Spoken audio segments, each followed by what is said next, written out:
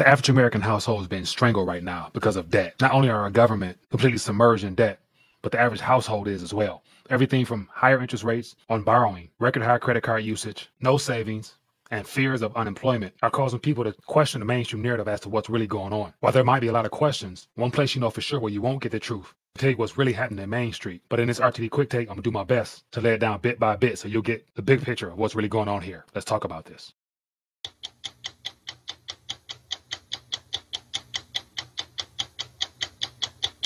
So it's been a minute since I've done a little quick take, and I thought I would take a minute and compile some very important data that highlights the ever increasing debt spiral that the average consumer is experiencing right now. And we're only halfway through the 4th month of the year. But out of all the data that's been given to us, I think one of the most crucial pieces of data that most people don't pay attention to, and happens to do with the delinquency rate when it comes to credit cards, even though people know that the interest rates on those cards are at an all-time high. So as always, if you guys want to see more of these little short quick takes where I do more of a deep dive, giving you some stats and facts, make sure you guys hit that thumbs up button. And if you find any value, as always, take this, share this so more people can find out what's really going on. Because the way I'm piling all this together, it's not designed to scare anybody, just highlight what's really going on. And at the end, of course, how to navigate these troubled waters we're in. One thing's for sure, if it's not you, it's more likely somebody you know that's up to their eyeballs in debt. And if you're not feeling the pinch every time you swipe your credit card, I'm sure somebody else in your family is. And so whether it's them or you, you're not alone in this whole matter. So the first thing worth talking about is the recent data from the Philadelphia Federal Reserve highlighting a troubling trend. Credit card delinquency rates in the U.S. are at an all-time high. It says almost 3.5% of card balances were at least 30 days past due as of the end of December, according to the Philadelphia Fed. That's the highest figure in the data series going back to 2012, and up by 30 basis points from the previous quarter, while the share of debts that are 60 and 90 days late are climbing. So just to reiterate that, as the 4th quarter of last year, more credit card balances were 30 plus to 60 days overdue than ever before. It's extremely alarming that about 3.5% of all credit card balances are now at least 30 days past due. And if you look at the graph on the screen here, going all the way back to 2013 and 2014, you can see delinquency rates starting to come down some as the post-GFC crisis starts to wind down, and it appeared to bottom out around 2015. Then slowly and surely up into 2020, it started to rise. And then there was a sudden drop-off where delinquency rates bottomed towards the beginning of 2021. And why was that? At that point, was probably on our second stimulus injection where everybody had extra cash to spend. And so they used some of that cash to pay down some of those extremely high credit card bills. But from the time it bottomed at 2021 all the way up to a present time, or as it says here, Q4 of 2023, we can see where the stimulus checks ran out at and where people started to use their credit cards once again for their everyday necessities as well as to live on. To the point where the delinquency rate now, as I mentioned, a 30 plus days late at 3.48 and a 60 days late at 2.47. And we haven't even gotten the figures for 2024 first quarter yet. So what's causing the surge in delinquencies? The root seems to lie in a variety of things. Storing credit card debt, which is at a staggering $1.3 trillion. And then you factor in skyrocketing interest rates, now averaging an unprecedented 28%. These figures aren't just numbers. They represent a growing financial strain on American households. So why should you, the viewer, be concerned? Consider this. High delinquency rates indicate that many Americans are struggling to manage their debt. Our entire economy is built upon consumption. So if people don't spend, the wheels of the economy don't continue to go round and round. Their struggles seem to be compounding, with the record high interest rates making it nearly impossible for anybody who's underwater to catch up. To add even more gas on an already out of control debt blaze, with America's net savings dipping into negative territory for the entirety of 2023, this is a scenario previously seen only during the Great Financial Crisis, along with the COVID crisis, which means the financial stability of many is on real shaky ground. So you can see what that looks like. Here's an interesting chart from the IMF that just came out not long ago. And as you can see, from the start of the pandemic all the way until the end of last year, the blue line here represents the savings meltdown of American citizens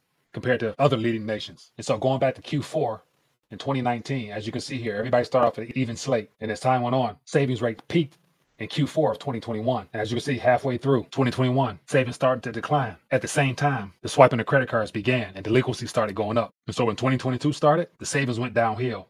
And even going back to the previous chart, where you can see that about that same time in 2022, we had the uptick of delinquencies also trending upward. So what does that mean? Those stimulus checks came in one pocket and went out the other and did the average person no good whatsoever, but more likely got them in more trouble.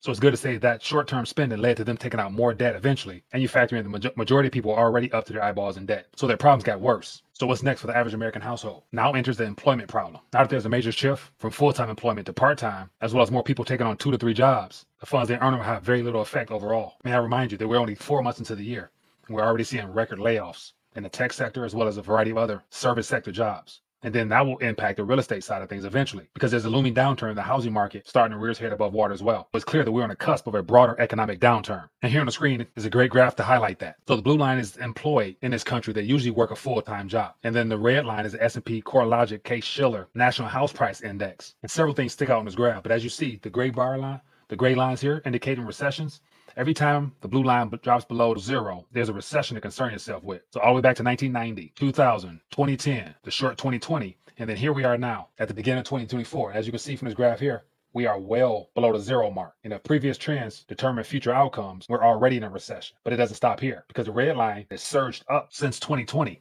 due to all the excess currency creation, stimulus checks and everything and the like. It's starting to turn over. So not only is employment going down, but we got the housing market also starting to turn over. It doesn't appear to be peaking like it normally would. So that right there lets us know that as employment goes down, housing is soon to follow. So as home prices potentially begin to falter, those carrying large credit card balances may find themselves in even tighter bind. So is this the calm before the storm? We'll find out.